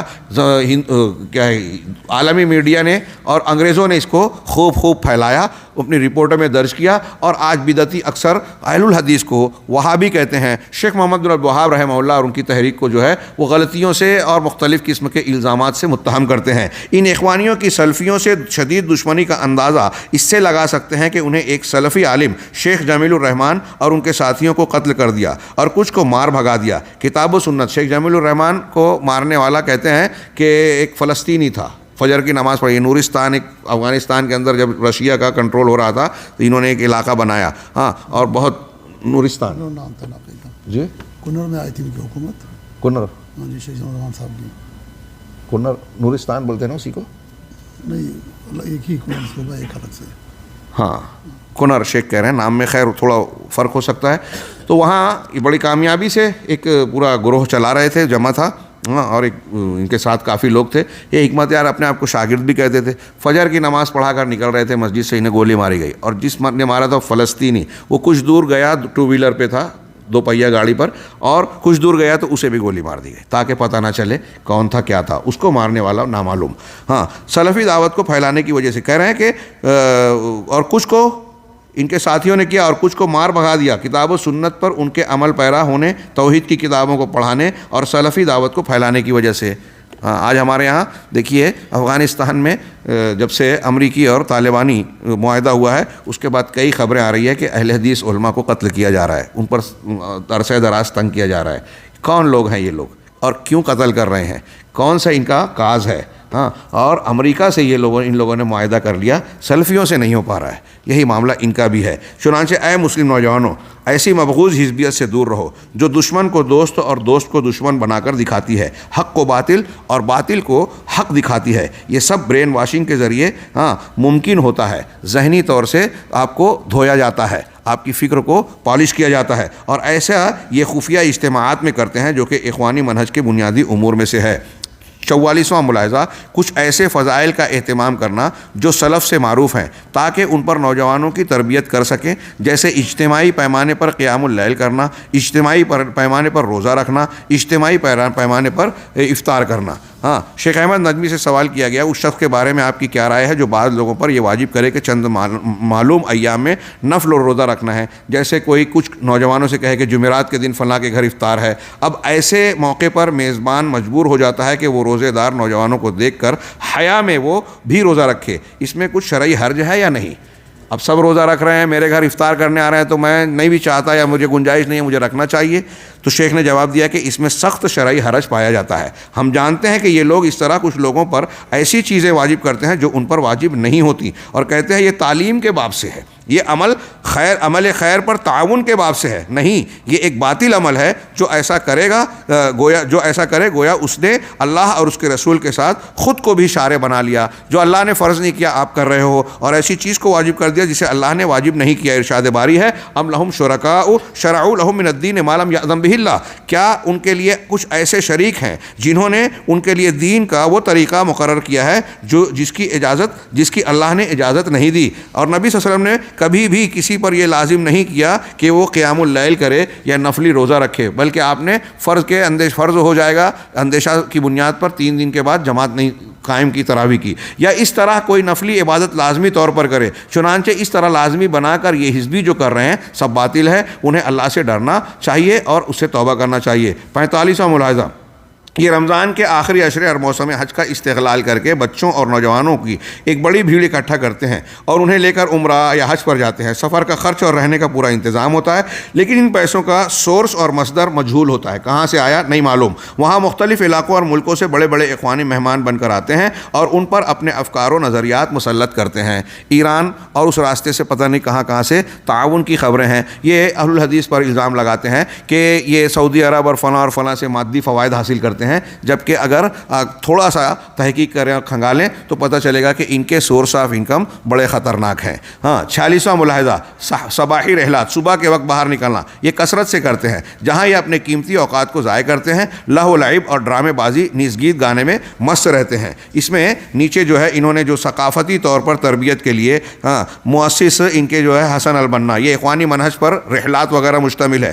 دوسرے پیراگراف میں دیکھیے کہ ایسا کر کے یہ اپنے بانی اور مؤسس حسن بنا کے منہج پر چل رہے ہیں. چنانچہ حسن بنا نے کہا تاکہ اخوان آپس میں ایک دوسرے سے مربوط رہیں انہیں درج ذیل امور پر دھیان دینے کی ضرورت ہے. پہلا, ثقافتی رحلات کا انتظام کریں تاکہ آثار قدیمہ, کارخانوں اور دیگر چیزوں کی زیارت کر سکیں. یہ رحلات. 2, جسمانی ورزش کی خاطر رحلات کا انتظام کریں. 3, پہاڑوں, صحراؤں یا کھیتوں کی سیر کے لیے بھی رحلات کا انتظام کریں. نہروں کی سیر کے لیے رحلات کا انتظام کریں, سفر اور جو ہے ٹرپ وغیرہ, تاکہ وہاں جا کر کشتی بازی کریں. سائیکل کے ذریعے مختلف رحلات کا انتظام کریں. ہفتے میں یا علی الاقل 2 ہفتے میں ایک بار روزے کا ضرور انتظام کریں. مسجد کے اندر ہفتے میں علی الاقل ایک بار ضرور اکٹھا ہو کر فجر کی نماز پڑھیں. ہفتے یا 2 ہفتے میں ایک بار ضرور اخوان کو دوسروں کے ساتھ سونا چاہیے. میں کہتا ہوں کہ ان میں سے اکثر پر اخوانی یقیناً عمل کر رہے ہیں. اب تربیت کا یا تعلیم کا ٹریننگ کا یہ جو طریقہ حسن البنا صاحب پیش کر رہے ہیں، بتائیے کہ اس میں قرآن و حدیث کا یا ان کی تعلیمات کا کتنا اثر ہے اور منہج نبوی اور منہج سلف کو کتنا اختیار کیا گیا ہے۔ ظاہر سی بات ہے کہ ایک پکا سچا مسلمان نبی کریم صلی اللہ علیہ وسلم آپ کی تعلیمات اور صحابہ کرام کے منہج سے اگر ہٹ کر ان چیزوں کو دیکھے تو یہ نئی نسل کو تھوڑا اٹریکٹیو نظر آتا ہے، خوشنما اور پرکشش نظر آتا ہے، لیکن ایسا کر کے وہ بہت ساری سنتوں اور شرعی طریقوں سے اپنے آپ کو دور کرتا ہے۔ 47واں ملاحظہ، یہ نوجوانوں میں عقل مندوں پر کچھ زیادہ ہی دھیان دیتے ہیں، جبکہ جو کند ذہن ہوتے ہیں اکثر ان کے اندر خیر میں رغبت کچھ زیادہ ہی پائی جاتی ہے۔ یہ چیز اخوانیوں سے ملنے جلنے والے جانتے ہیں۔ ہمارے بعض لوگ جو اغیار میں دعوت و تبلیغ کا شعبہ چلاتے ہیں ہندوستان میں، ان کا کہنا ہے کہ ہم نے دیکھا کہ جو بہت قابل لڑکے ہوتے ہیں علماء، ان کی رغبت دعوت غیروں میں دعوت دینے میں کم ہوتی ہے۔ ہمارے یہاں وہ بچے زیادہ آتے ہیں جو پڑھنے کے زمانے میں کچھ متوسط یا کمزور کہلاتے تھے، لیکن ان کے اندر دعوت کے کام کا جذبہ ہوتا ہے، شوق ہوتا ہے، اخلاص ہوتا ہے، تو اللہ رب العالمین ان کی اس کی برکت سے ان کے اندر ایسی تاثیر، ایسا صلاحیت پیدا کرتا ہے کہ وہ بڑے کامیاب داعی بن جاتے ہیں۔ اس کے مقابلے ہم دیکھتے ہیں کہ قابل لوگ ویسے کامیاب نہیں ہو پاتے۔ یہ ہمارے یہاں کے تجربہ ہے۔ اور اخوانی کیا کہتے ہیں کہ جو کمزور ہیں ان کو کنارے کرو، چھانٹ دو، اور جو ذہین ہیں ان کی طرف توجہ دو، ان پر خاص محنت کرو۔ آخر میں اس سلسلے میں شیخ احمد نجمی سے جب سوال کیا گیا تو انہوں نے جواب دیا کہ اس طرح کی تخصیص جائز نہیں ہے، بلکہ دروس سارے طلبہ کے لیے عام ہونا چاہیے۔ یہ اخوانی منہج ہے جو درست نہیں کہ کچھ بچوں کو ذہین کو چھانٹ کر ان پر توجہ دی جائے، محنت کی جائے، باقی کو غیر اہم قرار دیا جائے۔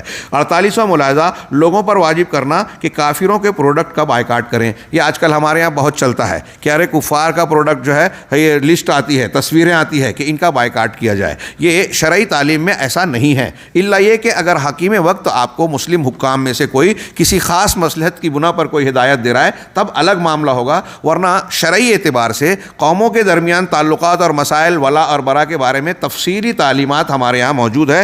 قرآن و حدیث کی روشنی میں علماء کرام نے، نیچے آپ نام دیکھ سکتے ہیں کہ بہت سارے مشائخ نے اس کی تردید کی ہے، جیسے شیخ ابن باز، شیخ ابن عثیمین، شیخ فوزان، شیخ احمد نجمی، ان سب نے شرعی نصوص کے اس مخالف قول پر رد کیا ہے، اور یہ کہ بائیکاٹ حاکم کی اجازت کے بغیر جائز نہیں ہے۔ اس لیے اللہ سے ڈرو اور اپنے جذبات کو قابو میں رکھو اور شرعی نصوص کی روشنی میں ہر عمل کو انجام دو۔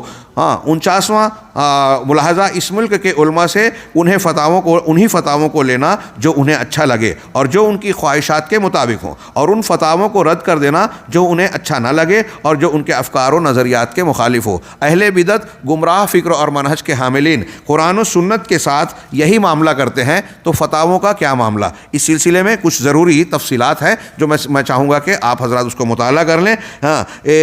یہ جو انہوں نے کچھ مثالیں بھی پیش کی کہ اگر کوئی فتویٰ انہوں نے مانگا ان کی فکر اور منہج کے موافق ہے تو اس کی تعریف کی، قبول کر لیا، اور جہاں مخالف ہے تو اس کو رد کر دیا۔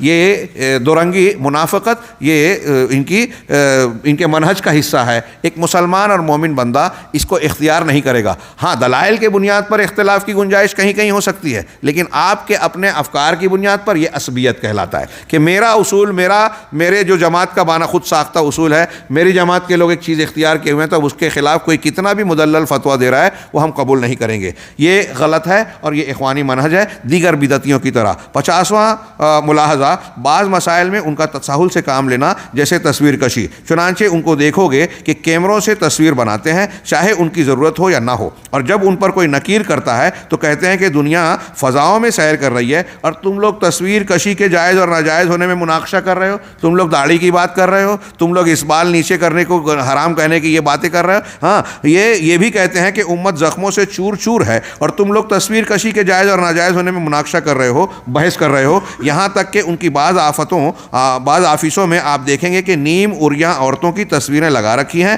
ہاں، یادگار کے طور پر۔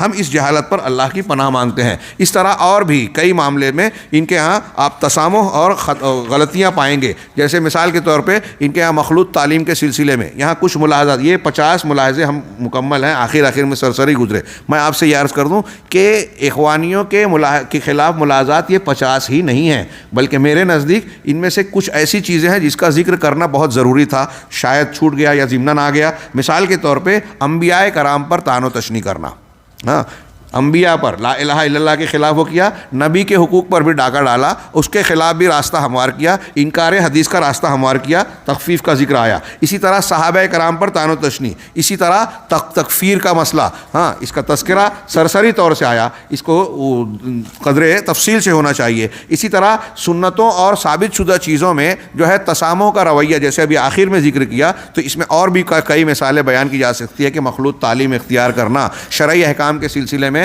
لوگوں کو آزادی دینا کہ ٹھیک ہے کوئی بات نہیں، اس کی خلاف ورزی بھی کر لی تو کوئی حرج کی بات نہیں ہے. اس چیز نے اباحیت کو، آزادی کو اس طرح عام کرنے کی کوشش کی کہ ہماری نوجوان نسلوں میں اباحیت کی طرف راہ ملی، شہوات کے فتنوں میں پڑے اور شہوات کے فتنے ان کو شبہات تک پہنچانے میں آسان کیا اور قرآن و حدیث اور اہل علم سے دور کر دیا. میں چاہوں گا کہ ہماری یہ آخری نشست ہے، 1.25 صفحے کا ایک خاتمہ ہے، اس میں بہت اچھی نصیحت ہے، سلف کے 1-2 قول بہت اچھے ہیں، اسے سماعت فرما لیں کہ میرے اسلامی بھائیوں، اگر آپ بروز قیامت نجات چاہتے ہیں کہ جس دن نہ کوئی مال کام آئے گا اور نہ ہی کوئی اولاد، سوائے اس کے جو قلب سلیم کے ساتھ حاضر ہو، جیسا کہ قرآن میں ہے، ہاں، اپنے رب کی کتاب کو لازم پکڑ لو، اپنے نبی کی سنت کو مضبوطی سے تھام لو اور سلف صالحین کے منہج پر چلو. سیدھی صاف تعلیم یہ ہے، ہاں، جو بات کہی، قرآن مانو، حدیث مانو، سلف صحابہ کا منہج دیکھو، ہاں، اور اس کے لیے اپنے علماء ثقات، علماء سلفیین سے مربوط رہو، اپنے نبی کی سنت کو مضبوطی سے تھام لو،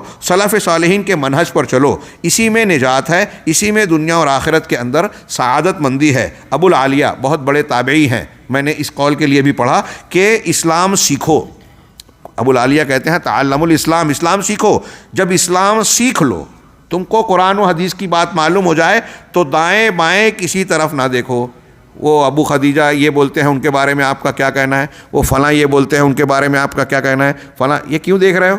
اسلام سیکھ لو، اس کے صحیح مآخذ سے، اب ادھر ادھر دیکھنے کی ضرورت نہیں. صراط مستقیم کو لازم پکڑ لو، اپنے نبی کی سنت پر چلو جس پر صحابہ کرام تھے، اور ان تمام خواہشات نفس سے دور رہو جو لوگوں کے درمیان بغض اور عداوت پیدا کرتی ہیں. یہ غلط مناہج بغض اور عداوت پیدا کرتے ہیں. میرے وہ مسلمان ساتھی جو اس منہج کے اندر پھنس گئے ہیں، موت آنے سے پہلے اس جال سے نکل جاؤ.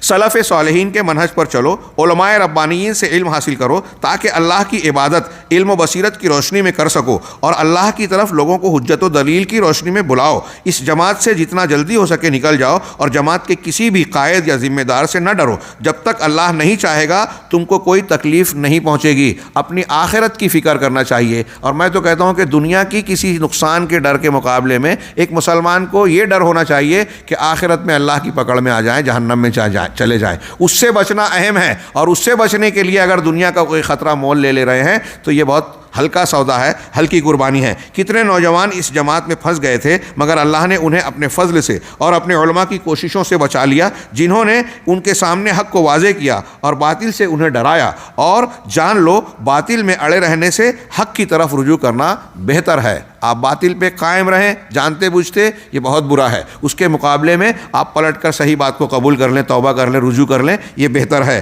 میرے مسلمان بھائی، اس ذات کی قسم، اب یہ شیخ نے آخر میں، صاحب کتاب نے قسم کھا کر کہی کہ اس ذات کی قسم جس نے آسمان کو بغیر ستونوں کے بلند کیا، زمین کو فرش بنا کر برابر کر دیا. اس مقالے کو میں نے امت کی خیر خواہی، ذمہ داری کی ادائیگی اور ان نوجوانوں کی بھلائی کے لیے لکھا ہے جو اس جماعت کے اندر داخل ہو گئے ہیں اور اپنے مشائخ، علماء، مربین اور اپنے ملک تک کو بھول گئے ہیں. اللہ انہیں حق کی طرف واپس لائے اور صراط مستقیم کی ہدایت نصیب فرمائے. ہم بھی اپنے لیے یہ کہیں گے کہ اللہ تعالی ہماری نیت کو بھی اخلاص عطا فرمائے. ہمارا مقصد کسی شخصیت، کسی خاص گروہ کو نشانہ بنانا اور ان کو کمتر دکھانا ہرگز نہیں ہے. اگر ایسا ہمارے کسی کے دل میں پیدا ہو تو ہم صاف کریں، اللہ ہماری اصلاح کرے. یہ ہمارا دینی فریضہ ہے کہ حق کو حق کی شکل میں واضح کریں. اللہ تعالیٰ نے کہا کہ ہم العدو فاحذروا، منافقین کی، یہود و نصارہ کی نشاندہی کی کہ ان سے بچو. نبی صلی اللہ علیہ وسلم نے بتایا کہ 72-73 فرقے ہوں گے، 72 میں سے نہ ہو جانا، ایک کا راستہ تلاش کرو. اللہ کے رسول نے بتایا کہ خارجی ایسے ایسے ہوں گے، ان کی یہ پہچان ہوگی. تو ہمارا اسی کام کو، نبی صلی اللہ علیہ وسلم کی اس سنت کو ہم آگے بڑھاتے ہوئے لوگوں کو آگاہ کرنے کی کوشش کر رہے ہیں. اللہ ہمیں اخلاص عطا فرمائے. یہ ہماری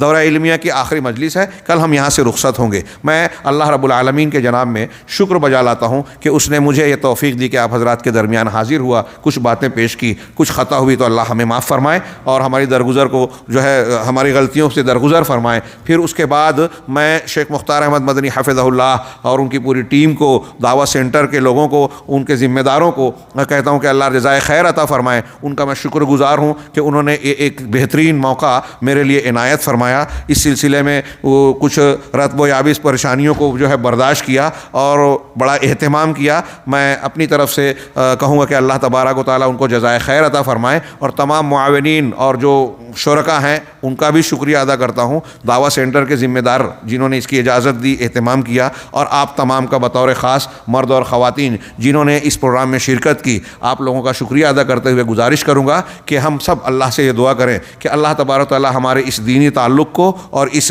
افادے اور استفادے کو قبول فرمائے, اور اس کی برکت سے ہمیں دنیا اور آخرت میں فائدہ عطا فرمائے. ان چیزوں کو, ان مشارکت کو ہمارے میزان حسنات میں اس طرح سے شامل فرمائے اور اس کو صدقہ جاریہ بنائے کہ پروردگار یہ ہمارے لیے نجات کا ذریعہ بن جائے. تمام معاونین اور متعلقین کا میں پھر سے شکریہ ادا کرتا ہوں, ان کے لیے دعائے خیر کرتا ہوں, اور امید کرتا ہوں کہ وہ بھی اپنی دعائے خیر میں ہمیں یاد رکھیں گے. کوئی غلطی اور تسامح ہوا ہو تو اس کی نشاندہی کی جائے اور اس کی اصلاح کی جائے. ہم لوگوں کا تعلق دعوت و تبلیغ اور اصلاح کے واسطے سے ہی ہونا چاہیے. کسی پر ضرب یا جو چیزیں پیش کی گئی ہیں اس میں کسی کی تحقیر اور کمتری کی بات نہیں, بلکہ شریعت کی تعلیم کو عام کرنا, غلط کو اجاگر کرنا, اور اس سے مسلمان نئی نسل کو صحیح راستے سے آگاہ کرنا مقصود ہے, جو ایک دینی فریضہ اور ذمہ داری ہے. اللہ رب العالمین ہماری غلطیوں کو معاف کر کے نیکیوں کو قبول فرمائے, اور ہمیں جو ہے دنیا اور آخرت میں کامیابیوں سے نوازے, ہر قسم کے فتنوں سے ہمیں محفوظ رکھے.